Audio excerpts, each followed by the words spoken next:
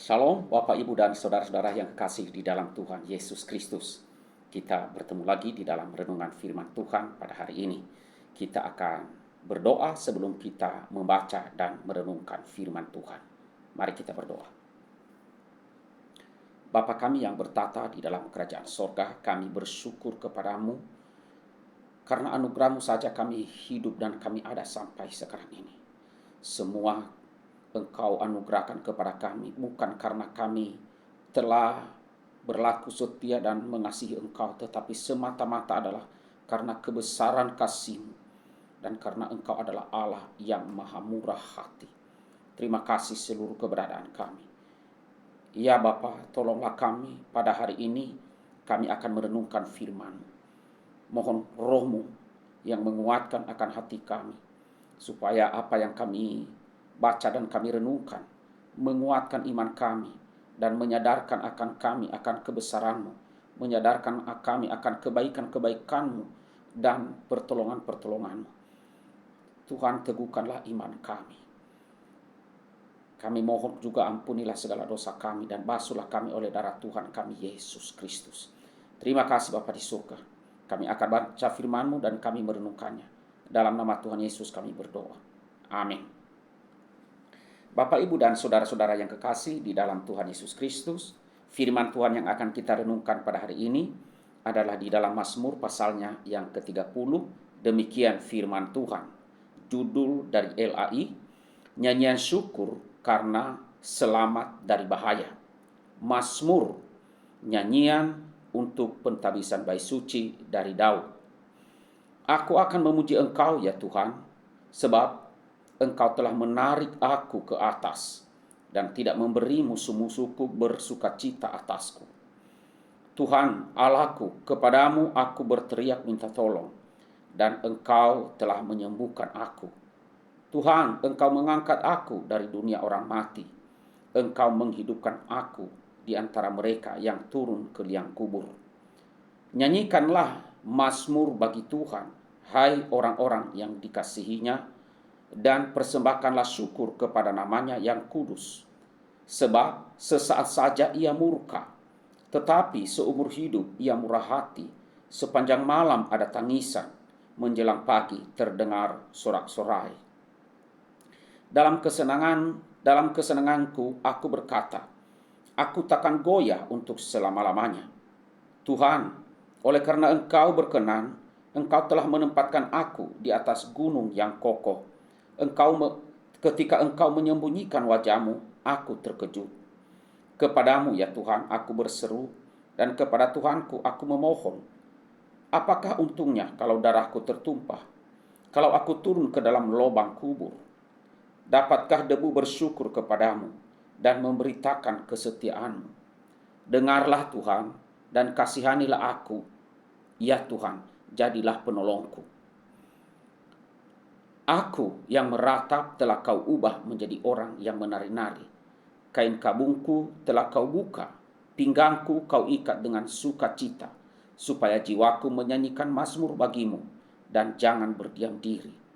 Tuhan Allahku, untuk selama-lamanya aku mau menyanyikan syukur bagi-Mu.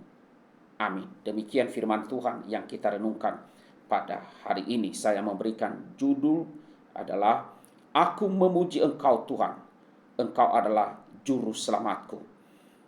Bapak, Ibu, dan saudara-saudara yang kekasih di dalam Tuhan Yesus Kristus, kalau kita memperhatikan judulnya di bait pertama ini adalah, dikasih judul adalah nyanyian untuk pentabisan bait suci dari Daud. Nah, saudara, kalau kita melihat di dalam terjemahan yang asli bahwa Mazmur ini adalah merupakan nyanyian pentabisan rumah atau istana Daud. Itu di dalam terjemahan aslinya. Saudara, kenapa demikian? Biasanya orang-orang Yahudi itu orang-orang yang saleh, mereka mengadakan upacara peresmian di hadapan Tuhan ketika selesai membangun sebuah bangunan baru atau membangun sebuah rumah baru, apalagi istana. Dan Daud melakukan hal yang sama ketika istananya selesai dibangun. istana raja juga memerlukan perlindungan Tuhan dan terikat untuk melayaninya sebagaimana rumah pada umumnya.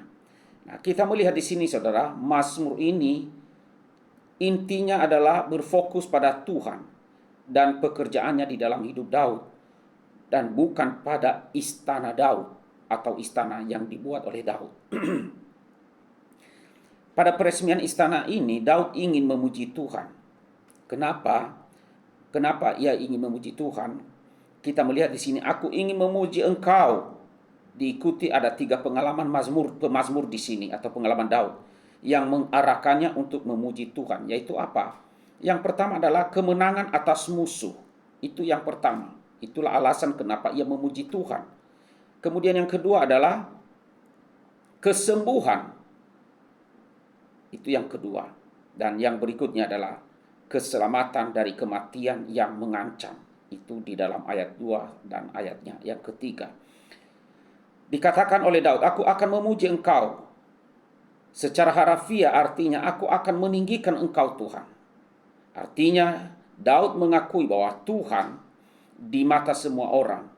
Ya, ia mengakui Tuhan di mata semua orang. Daud meninggikan Tuhan sebab Tuhan telah lebih dahulu meninggikan dia. Kita melihat itu di dalam ayatnya yang kedua, 2b, menarik aku ke atas. Kata menarik aku ke atas ini adalah merupakan gambaran atau kiasan dari kata kerja yang berarti seperti orang yang menimba air dari dalam sumur. Ya, jadi seperti ember yang diturunkan ke dalam sumur yang dalam dan kemudian diangkat untuk menimba air. Nah, demikianlah Tuhan menarik Daud keluar dari cengkraman musuh yang mengancam dan Tuhan memberinya kemenangan. Jadi Daud akan meninggikan Tuhan karena Tuhan telah mendengar teriakannya minta tolong dan menyembuhkan penyakit yang mengancam nyawanya. Daud akan meninggikan Tuhan karena Tuhan telah menyelamatkannya dari ancaman dunia orang mati. Nah, sebagai prajurit dan pemimpin, dia telah lebih dari sekali dia hampir mati. Namun Tuhan menyelamatkannya dari kematian. Kehidupan Daud tidak abadi. Ada banyak peristiwa saat Tuhan menunda kematiannya dan tidak membiarkan dia turun ke dalam dunia orang mati. Kemudian selanjutnya saudara, Daud memberi lebih banyak alasan lagi untuk memuji Tuhan atau untuk bersyukur. Yang pertama adalah kemurahan hati dan perkenanan abadi Allah atas umatnya. Itu dapat kita lihat di dalam ayat ke-6 dan pengakuan bahwa semua yang diperoleh adalah pemberian dari Allah. Allah adalah penolong dalam kesesakan dan Allah adalah sumber sukacita. Dan atas semua kebaikan dan kehadiran dan perbuatan Allah, Daud tidak berdiam diri. Ia ingin menaikkan pujian dan syukur untuk selama-lamanya. Apa yang telah Tuhan perbuat kepada kita sebagai renungan bagi kita ialah apa yang telah Tuhan perbuat di dalam kehidupan kita. Apa yang telah kita terima dari Tuhan. Apakah kita telah menaikkan pujian, meninggikan namanya, memuji Dia. Dan apakah kita telah memberikan kesaksian tentang kebaikan Tuhan dan tentang pertolongan Tuhan, anugerah Tuhan yang telah kita terima dan kita saksikan itu kepada orang lain. Kiranya Tuhan yang terus menolong kita dan kita boleh terus memberitakan akan kebaikan-kebaikan Tuhan dan memuji serta meninggikan namanya. Amin. Mari kita berdoa. Tuhan Allah Bapa kami yang bertata di dalam kerajaan sorga, kami bersyukur kepadamu. Jika pada hari ini kembali kami boleh membaca firman-Mu di dalam Alkitab dan kami boleh merenungkannya. Kami belajar dari Daud yang memuji Engkau karena Engkau telah menyelamatkannya, serta Engkau telah memelihara dan memberkatinya, menopang seluruh kehidupannya. Ada banyak hal yang ia syukuri untuk memuji Engkau ya Tuhan, karena Engkau terus-menerus menopang kehidupannya. Demikian juga kehidupan kami. Kami menyadari betul bahwa banyak sekali perbuatan-perbuatan-Mu yang ajaib yang telah menyelamatkan kami. Itu yang paling utama, menyelamatkan kami dari lubang kubur melalui anak-Mu Yesus Kristus, Tuhan dan Juru Selamat kami.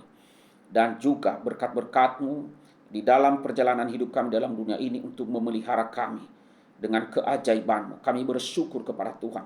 Terima kasih ya Tuhan. Tolonglah kami untuk menjadi saksi-Mu, untuk memberitakan tentang kebaikan-Mu, tentang perbuatan-perbuatan-Mu yang ajaib, menjadi kesaksian yang hidup bagi orang lain.